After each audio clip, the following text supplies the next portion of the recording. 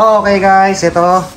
Susubukan natin mag-restore ng headlight. Kung mapapalinaw natin. Yan, kung mapapansin nyo mga kadadudes, madilim. Hindi natin nakikita yung bulb sa loob.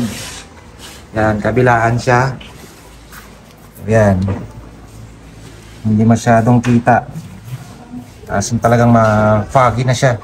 So try natin kung makukuha natin to, kung mapapalinaw natin.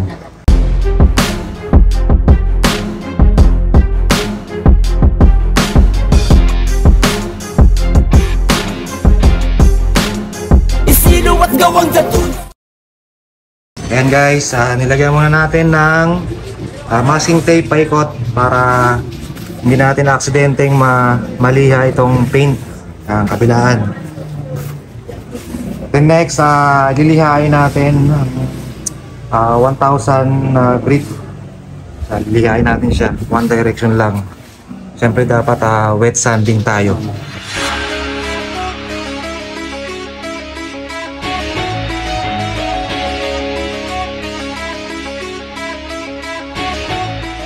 Okay, ito na siya. Sa unang liha natin, 1,000 grit.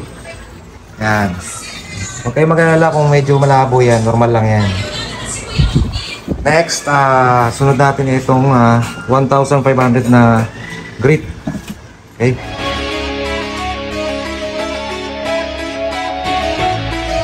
Okay, ito na yung kinalabasan guys. Sa ating 1,500 na grit. Yan. Yan ito. Next natin, itong 2,000 na grit.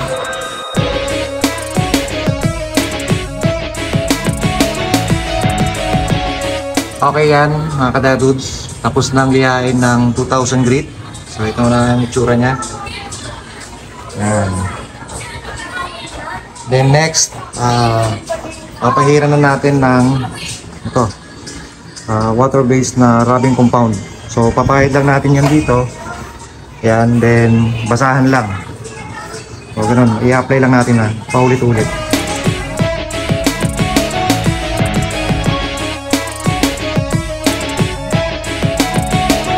Okay guys, ito na. Yan yung unang apply natin ng rubbing compound. Kita nyo naman, nakikita na yung bulb. Unlike kanina na talagang foggy, di ba? So sa kabila.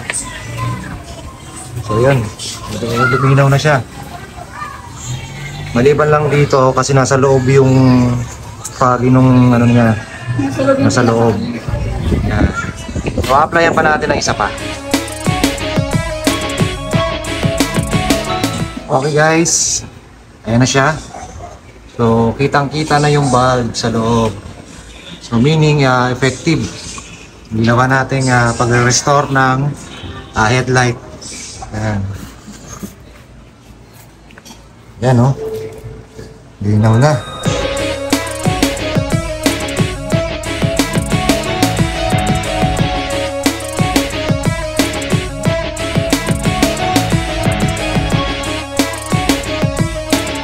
So ganun lang yan mga kadadudes. So muli, maraming salamat po. Kilala kaya ang dami nagtiwala. Mekaniko namin ay di pambara-bara. Ito ang pasimuno kaya ginagaya.